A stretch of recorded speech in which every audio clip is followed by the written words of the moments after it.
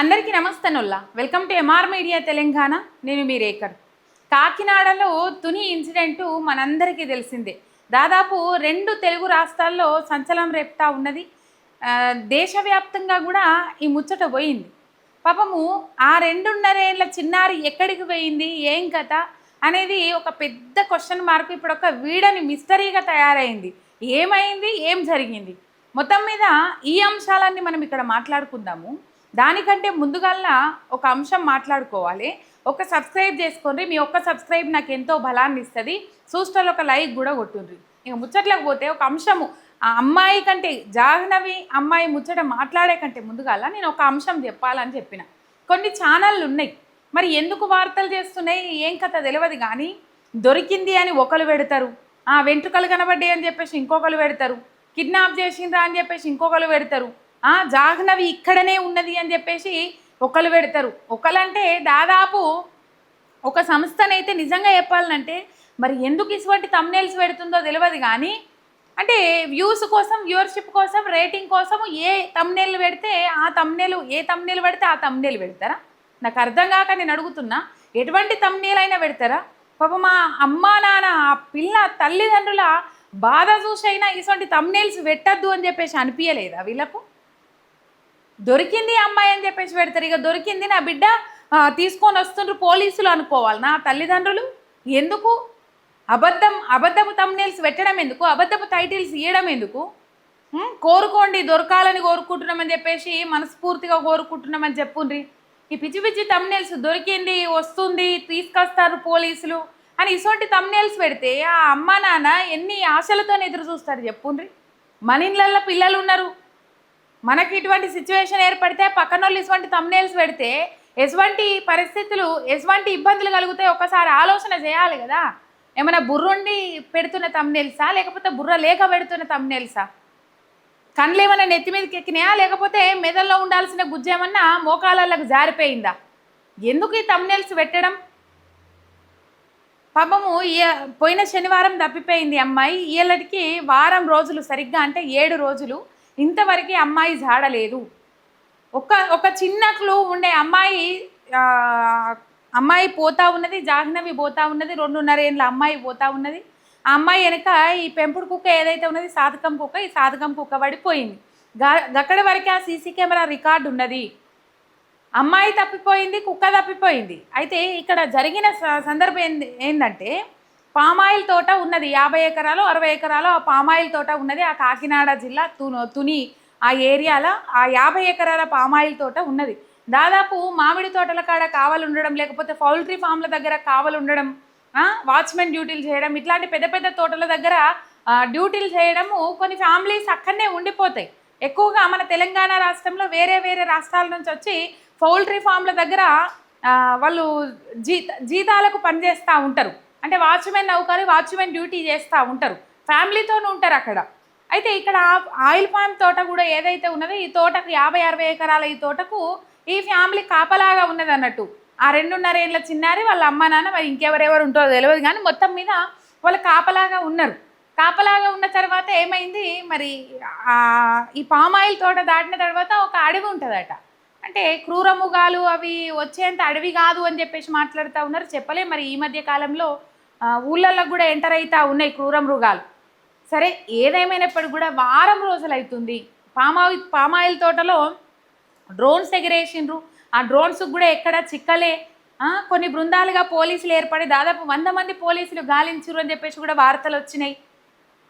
ఎక్కడా కూడా ఇంత క్లూ కూడా దొరకలే, చిన్న క్లూ కూడా దొరకలే. అయితే వాళ్ళ నాన్న ఏదో పని మీద ఊళ్ళకి పోయిందట, బండి వేసుకొని. ఆ బండి ఏమన్నా పోయింది అని చెప్పేసి ఇంట్లో అనుకున్నారట. వాళ్ళ నాన్న తిరిగి వచ్చిందట, కానీ ఆ అమ్మాయి తిరిగి రాలే. అమ్మాయి ట్విస్ట్ ఏంటంటే అమ్మాయితో పాటు పోయిన పెంపుడు కుక్క ఏదైతే ఉన్నదో 2 రోజుల తర్వాత తిరిగి వాపస్ వచ్చింది. వాపస్ వచ్చిన తర్వాత ఈ పోలీసు బృందాలు ఇప్పుడు ఒకే ఒక ఆధారం, ఈ కుక్కనే గవర్నమెంట్ నుంచి స్క్వాడ్ డాగ్స్ అంటారు కదా, వాటిని పెట్టిండ్రు, వాటిని పెట్టి లెంకిండ్రు. కనీసం ఎక్కడా కూడా దొరికిన దాఖలాలు కనబడలే.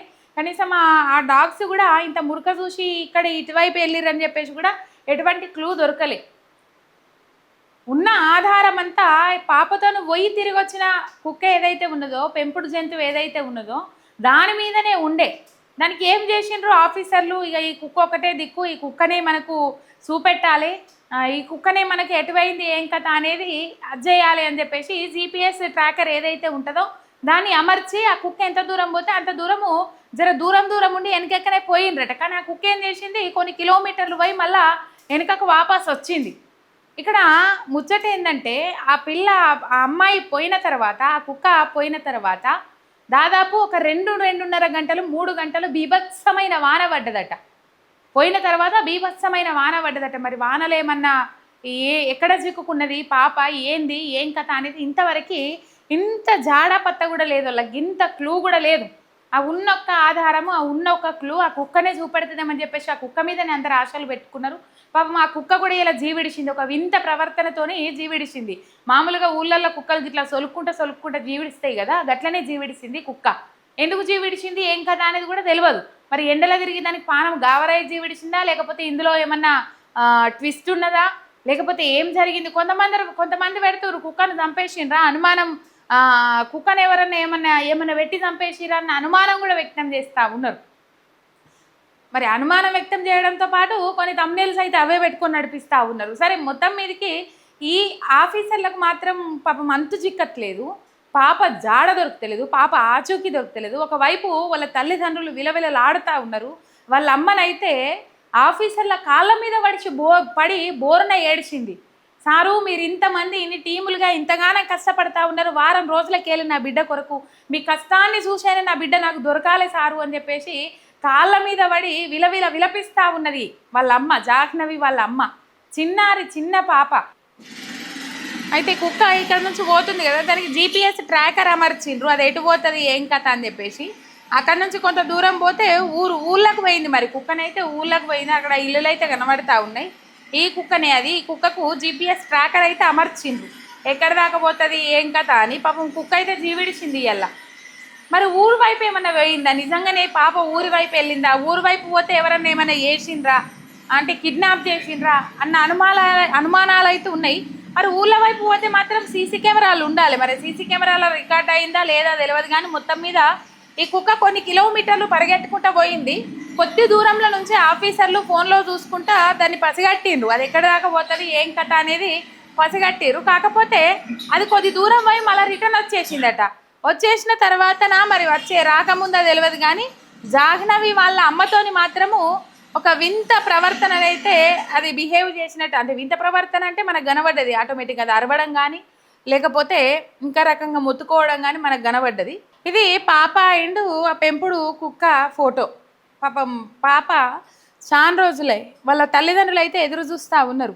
అయితే ఇది ఇట్లుండగా ఓ తమ్మునేళ్ళు చల్లగుండా ఎప్పుడు దొరుకుతుంది ఎప్పుడు వస్తుంది అని చెప్పేసి వాళ్ళ పేరెంట్స్ ఎదురు చూస్తే వీళ్ళ వ్యూస్ కోసం, వీళ్ళ వ్యూవర్షిప్ కోసము ఇక దొరికింది, ఇక ఇంటికి వచ్చుడే, అక్కడ తీగల దగ్గర పాప వెంట్రుకలు కనబడ్డాయి, కుక్క వెంట్రుకలు కనబడ్డాయి అని చెప్పేసి కుక్కనైతే ఒక వింత ప్రవర్తన అయితే ప్రవర్తిస్తూ ఉన్నది. కాకపోతే ఇట్లా ప్రవర్తించిన కుక్కలను ఊళ్ళల్లో చూసినాం. ఎందుకంటే ఎండ దెబ్బ తాకినా లేకపోతే సంథింగ్ దానికి ఏమైనా డిసీజ్ వచ్చినా ఇట్లనే బిహేవ్ చేస్తుంది.